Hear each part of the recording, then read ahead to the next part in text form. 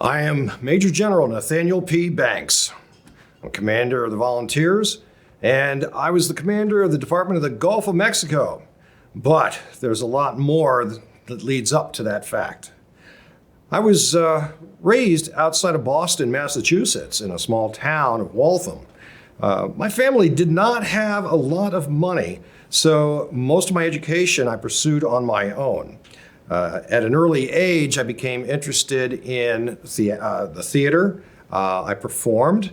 It gave me the confidence that I had later on in life to be in politics. So when I was a young lad, I had a job changing bobbins in a local linen factory and sewing factory. And so the press, when I was running for office later on in my years, they called me the Bobbin Boy. That nickname tended to stick with me my entire life. Sometimes you can go your entire life trying to disregard an unpleasant nickname, but I was unable to do so. The press loved it. But I educated myself. I managed to go to school with the help of my uncle. And I got into politics at a fairly young age, in my 20s, and I seemed to enjoy it. I was very good at speaking in front of the public, I discovered. Not just on the stage, but I could talk to anybody. And I had this ability to be able to convince them of my point of view. So I belonged to several debate clubs and enjoyed the debates. So my uncle suggested that I run for office, and I did. Unfortunately, my first time running for the Massachusetts State Assembly, I did not make it. So I tried the following year, and I made it. And I became a representative to the House in Massachusetts. I think I did a fairly good job there. They made me the Speaker of the House in Massachusetts, not long after my successful election. And after doing that for several terms, I thought, maybe I can go on and become a congressman for the state of Massachusetts in Washington City. So I ran and I was elected. So I became a congressman from the great state of Massachusetts. And I was a Democrat at the time. And I say at the time because when I was elected in 1852, I ran with the Democrats. However, after a few years, several of us Northern Democrats, we really weren't too pleased with President Pierce's policies. So we broke off and created a brand new political party called the Republicans. You may have heard of that before. And they voted me as the Speaker of the House. So as the very first Republican Speaker of the House in Washington. So I was quite proud of that. I ran several terms and was reelected.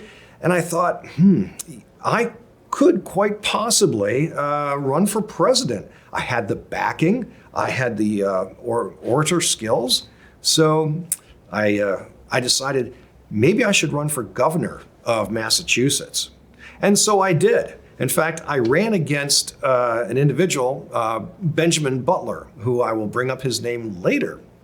And I beat him for the position of governor of Massachusetts.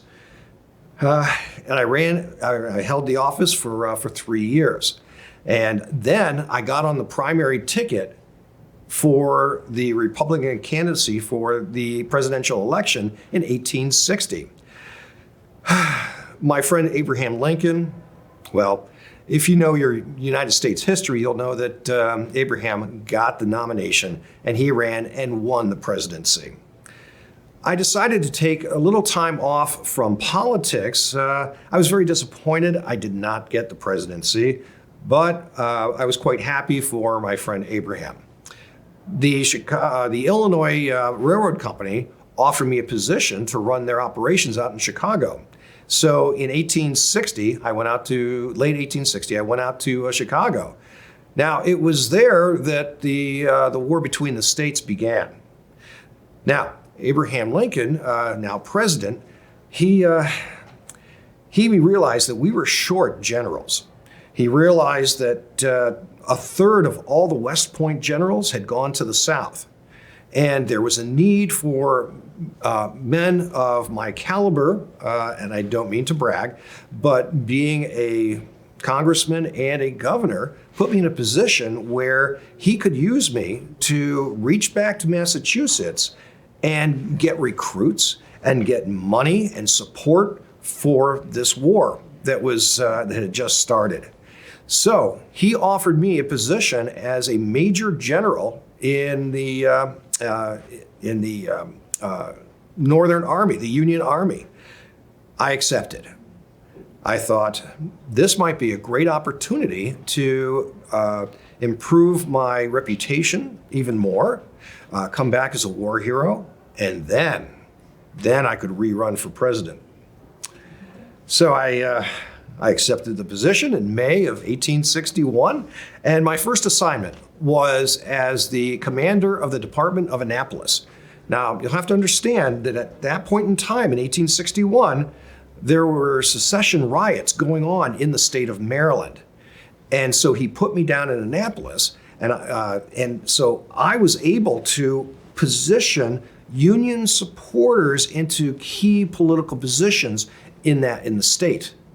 And I was able to talk to the secession leaders and kind of remedy the situation. So after a few months, the secession riots quieted down, and I had taken care of the matter. Well, President Lincoln was impressed with the work that I did. So he decided that perhaps he could use me out in the Shenandoah Valley. So in the fall of 1861, he sent me out to the Shenandoah Valley, where I took command, and they gave me, thousands of raw recruits. These raw recruits, eager young men, great young men, but they hadn't been trained in the ways of the military. So one of my first assignments was to go to Harper's Ferry, where one of our major centers were for these new recruits. And I took it upon myself and my senior leadership to train them as soldiers, how to follow orders, how to fire their rifles, the close-in bayonet training, even marching, because they had never had any of that. And a lot of these troops had signed up for 90 days, and it was getting close to the end of their 90 days. And by law, of course, they were allowed to go home. But I was able to convince most of them to stay on and sign up for an extended period of time. Now, after that occurred, we hunkered down for the winter of 61 to 62. And in the spring, we started our campaign again. And so I was ordered to march south. And that's where I ran up against a rather significant military genius by the name of Stonewall Jackson. I have a lot of respect for that general. He was very crafty. He was very good. And I wish I didn't have to go up against him, but I did. And so I was ordered to go south to the base of the valley, and that's where I met him. And he showed his expertise in war fighting. Well, I lost a couple battles with him. He outnumbered me, by the way. I had 7,000 troops. He had 14,500. I was outnumbered. I held my own, but at a certain point, I realized that I was going to lose more men if I didn't pull back. So that's what I did. And then he followed me up the valley. I got more reinforcements and then pushed back down and pushed him back down the valley. And at the base in Winchester, that's where we both stalled out our conflict. And then I got a communique from Washington saying, we need you back up north. So We turned all our wagons and packed up, and we went up north, and Jackson followed us up. So I had a lot of skirmishes with him. The final skirmish I had with Stonewall Jackson was at Cedar Mountain in the Shenandoah Valley. And we attacked them, even though they had a superior force. We attacked them and took over the base of the mountain. Unfortunately, Jackson did something I did not expect them to do. As soon as we routed them from the base of the mountain, they circled around and formed back up again very quickly and did a counterattack, pushing us out of the position we had just taken from them hours earlier. Well, it was a stalemate for about 2 days. We were taking pot shots at them. They were taking pot shots at us. We were both entrenched. And on the morning of the third day that we were there, Jackson was gone. He had gotten an order from General Lee himself, ordering him back down towards Richmond. And they just left.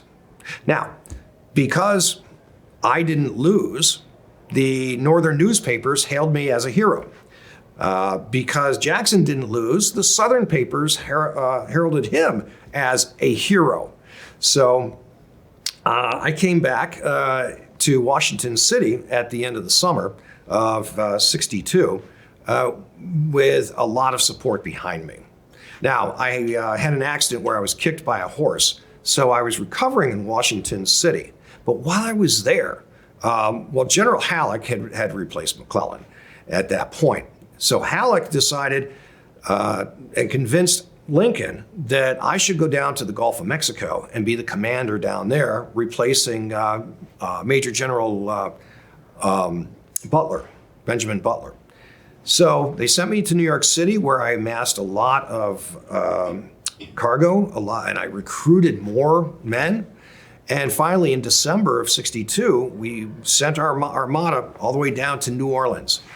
Now, Admiral Farragut of the Navy, his troops had taken New Orleans earlier that year. And so Butler was there. Now, when I got there, there had been a miscommunication. Poor Ben, I show up and he had no idea why I was there. Nobody had told him I was there to relieve him. It was a very uncomfortable situation, but he was very gracious and he was a gentleman. So I took over command of the Department of the Gulf. And the first thing I did was to undo some of the things that Butler had done. Like he had jailed 120 different local politicians who were supporting the South. I freed them because Butler had created a lot of animosity with the civilian folk, and I sought to remedy that. So I released those political prisoners from jail, and I started working with them. But I did down in New Orleans what I had done up in Annapolis. I had filled political positions with Northern Union supporters. And we set out to make New Orleans and Louisiana the first Southern state to come back into the fold, the mother fold of the Union. Now, while I was down there, President Lincoln had told me one of my missions was to establish a foothold and plant the Union flag in Texas. The reason being, the North was running out of cotton. Cotton was a huge commodity. Unfortunately, by the end of 1862, 80% of all the textile mills up in the New England states had closed. They could not get cotton. In fact, there was talk in Washington about trading with the South for cotton, but it really never came to fruition. And personally, I'm glad it did not. I just felt that would have been dealing with the devil. So he wanted us in Texas. Now, Admiral Farragut and I worked well together. We were friends, and we set up several different plans of getting into Texas by going across the Gulf of Mexico. Our first attempt was at Galveston. Now, I had reports that there really wasn't much of a opposition, a Confederate opposition in Galveston. So Farragut went over, and I sent 280 of my troops over there. What we didn't know was that, well, Galveston had a lot more Confederate footprint there than we had anticipated. So we took over the wharf, but we didn't have enough men to secure the town. So we would try to rouse out the Confederates in the town during the day and then retreat back to the wharf, and they would just come right back into the town again. Eventually, the Confederates got reinforcements, and we had to leave Galveston, so that was not successful. We tried 4 other attempts to get into Texas. Up at the Sabine Pass was one of them, but only a few were successful. I was being pressured to go up the Mississippi to open up the waterway from Vicksburg down to Port Hudson. I had to have the troops for that, so I couldn't spare the troops for Texas. Now, my plan, which was very similar, by the way, to Ben Butler's, was to take a naval force and a large army force and go across the Gulf of Mexico to Texas and land and do a land invasion and take over. And the thing is, the Northerners wanted Texas because it was not a slave state yet, and they wanted to keep it a non-slave state and plant cotton. That was one of the biggest reasons for going into Texas, is Eastern Texas had wonderful agriculture, which would be wonderful for planting cotton, which the North desperately needed. So that was why we had a big interest in going in and planting our flag on Texas soil. Well, General Halleck kept insisting that I go up the Mississippi. And he played less and less emphasis on Texas in going across the Gulf of Mexico. So eventually, I had to abandon the idea of doing an amphibious assault on Texas with Farragut's ships, which I still think would have been a very successful move on my part, and Admiral Farragut's. So I had to focus on opening up the Red River, the Mississippi, and then General Halleck's idea was to, once we had opened that up, that we would go up, assisted by Porter, who, from the Navy, with his ships up the Red River into Texas, so that we would go overland from Texas and then head southwest from there, and then secure Texas for the Union. Well, General Grant was busy up taking Vicksburg up in the northern portion of Louisiana, and I was assigned to take care of Port Hudson. Now, unfortunately, the Confederates had established quite a stronghold at the fort there at Port Hudson. We tried, with my troops, even though we outnumbered them, they were so well fortified that we were almost like targets for their sharpshooters. We tried 3 times to break into and take over Port Hudson, unsuccessfully. Finally, after the 3rd attempt, we decided to lay siege on the town, stop anything from going in or coming out. And we got reports from some of the deserters, from the Confederate deserters, that morale was very low, supplies were very low, they had very little food left. Well, when we let them know that when Grant took over Vicksburg, and they didn't believe us, but they somehow got word from one of their own that yes, Vicksburg had fallen, they surrendered. And so we were successful in opening up the Mississippi River. Because at that point, the northern states up in Michigan and several of those, Wisconsin, some of those states were very eager to get their goods down to New Orleans so that they could trade them. We were successful in opening that up, But then we pursued the Red River campaign in the spring of 1864. Now, what I'd never encountered, I did not have good reconnaissance, because we were heading up alongside the Red River with Porter's boats, and we hit Major General Richard Taylor's Confederate troops. Now, how we met them first was our scouts went ahead of us and found on this beautiful valley, this meadow. It was perfect for all our troops for the night. Taylor's troops were coming south, and their scouts found this beautiful valley. It was the same valley. So when we were moving our troops in, they had already moved in, and a battle ensued. Taylor, because he was good at the tactical level, made us think, even though we outnumbered him, he made us think that he outnumbered us 2-1. So we fought bravely, and then they attacked again. And I listened to my number one general, Franklin, and Franklin said, we need to retreat. We're in a line, and we cannot. It's not going to be easy to turn around, and they could pick us off one by one if they wanted to. So I took his advice, and we tried to turn the wagons around. But when you have a road that is only about 12 feet across and it's woods on both sides, it's very difficult to turn horses and carts around. We ended up having to leave so much behind.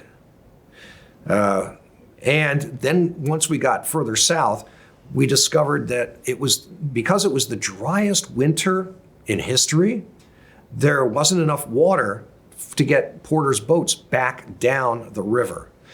And so we had an engineer who helped or guided us in building these dams so we could dam up one area of the river so the boats could move, and then build another dam and remove that dam, and basically using a series of dams move Porter's boats down the river. It was genius.